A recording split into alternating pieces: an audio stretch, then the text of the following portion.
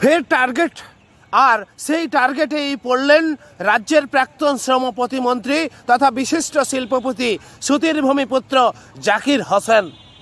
আর এই জাকির হোসেনকে একদিকে যেমন কেন্দ্রীয় তদন্তকারী সংস্থা, কখনো দেখা গিয়েছে যে আয়কর দপ্তর, তো কখনো আবার জিএসটি, বারবার এই জাকির হোসেনকে টার্গেট। আর অন্যদিকে 2021 সালের 17ই ফেব্রুয়ারি এই জাকির হোসেনকেই টার্গেট করেই তার ওপরে বোমা হামলা করা হয়েছিল।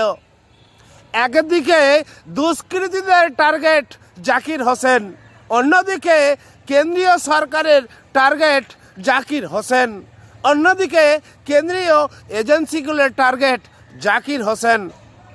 এই জাকির হোসেন মূলত এলাকায় সুষ্ঠু এবং স্বাভাবিকভাবে তার ব্যবসা বাণিজ্য তিনি করে চলেছেন। তিনি সমাজসেবার পাশাপাশি এলাকার উন্নয়ন এবং রাজনৈতিক ময়দানে এসে এলাকার মানুষদের সেবা করার ব্রত নিয়েছিলেন। আর তার কারণে কি বারবার এই জাকির হোসেনের ওপর কখনো রাজনৈতিক উদ্দেশ্য প্রণোদিতভাবে তার বিভিন্ন অফিস এবং বিভিন্ন কারখানাগুলোতে আয়কর বা ইডির হানা, কখনো জাকির হোসেনকে বিরোধী দলগুলোর একেবারে সরাসরি টার্গেট, কখনো এই বিজেপি সরকার, কেন্দ্রের বিজেপি সরকার সরাসরি, যেহেতু শাসক দল তৃণমূল কংগ্রেসের বিধায়ক এই জাকির হোসেন, আর সেই কারণে তার ওপরে টার্গেট করছে।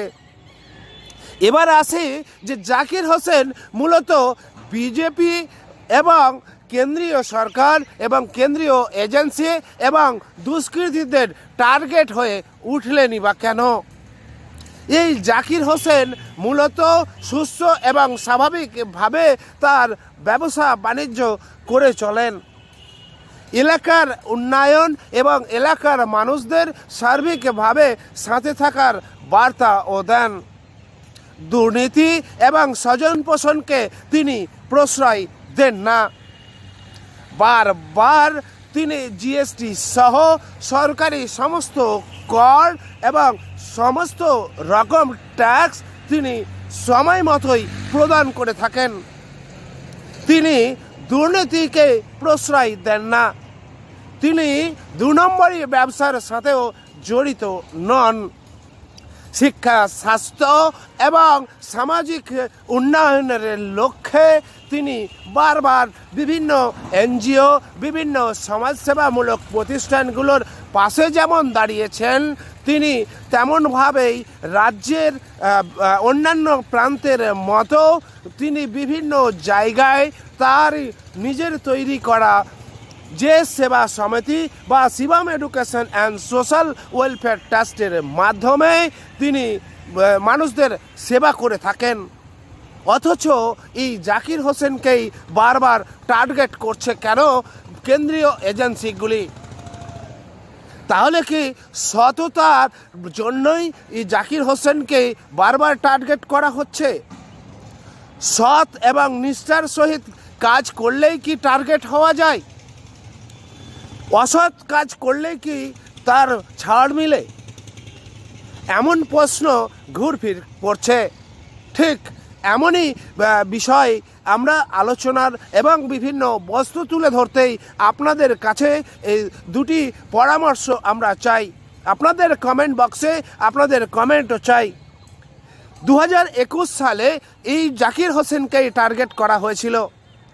আর এই জাকির হোসেনকে টার্গেট করে নিমতিতা রেল স্টেশনে তার ওপর প্রাণঘাতী বোমা হামলাও করা হয়েছিল। কেন্দ্রীয় তদন্তকারী সংস্থা বা কেন্দ্রীয় এজেন্সিগুলি, আয়কর দপ্তর বা ইডি, সিবিআই বা অন্যান্য এজেন্সিগুলি তৎপরতা দেখালেও জাকির হোসেনের ওপরে প্রাণঘাতী এই বোমা হামলার ঘটনার তদন্তভার সেই সময় গ্রহণ করেছিলেন। তদন্তভার গ্রহণ করার পর যে কেন্দ্রীয় তদন্তকারী সংস্থা এনআইএ আজ পর্যন্ত মূল অভিযুক্তদেরই ধরতে পারল না। কারা এই নিমতিতা বিস্ফোরণ কাণ্ডের সঙ্গে যুক্ত তার মূল অভিযুক্তই বা কে তার তথ্য প্রমাণ পর্যন্ত দিতে পারেনি। আর এই কেন্দ্রীয় এজেন্সিগুলি বারবার এই জাকির হোসেন বা জাকির হোসেনের ফ্যাক্টরি বা রাজ্যের প্রাক্তন শ্রম প্রতিমন্ত্রী বর্তমান জঙ্গিপুরের বিধায়ক জাকির হোসেনের বাড়ি এবং জাকির হোসেনকে টার্গেট করে তারা বারবার তার বিভিন্ন কারখানা বিভিন্ন প্রতিষ্ঠানে তারা হানা দিচ্ছে। আর এই হানা দেওয়ার কারণ কি? সততা। জাকির হোসেনের সততার কারণেই কি বারবার কেন্দ্রীয় এজেন্সিগুলি তার অফিস এবং বিভিন্ন প্রতিষ্ঠানে হানা দিচ্ছে, নাকি রাজনৈতিক উদ্দেশ্য প্রণোদিতভাবে বিজেপি এবং কেন্দ্রীয় শাসক দল জাকির হোসেনের বিভিন্ন প্রতিষ্ঠান এবং জাকির হোসেনকে টার্গেট করেছে? আমরা শেষ দুটো কথার মধ্যেই বলি, জাকির হোসেন একদিকে যেমন 2021 সালে দুষ্কৃতীদের টার্গেটের সামনাসামনি হয়েছিলেন, ঠিক তেমনইভাবে কেন্দ্রীয় এজেন্সিগুলি বারবার জাকির হোসেনের বিভিন্ন প্রতিষ্ঠানে হানা দিয়ে তাকে টার্গেট করেছে। তারপরেও শেষ জাকির হোসেনই রয়েছেন। তিনি ভেঙে যাননি, তিনি মচকে যাননি, তিনি সততার সঙ্গে কাজ করেন বলেই আজ তিনি দাঁড়িয়ে রয়েছেন। প্রশ্ন একটাই, 2021 সালের নিমতিতা বিস্ফোরণ কাণ্ডের এই কেন্দ্রীয় এজেন্সিগুলি তৎপরতার সহিত কাজ করতে পারেনি, তৎপরতা তারা দেখাতে পারছে না। আর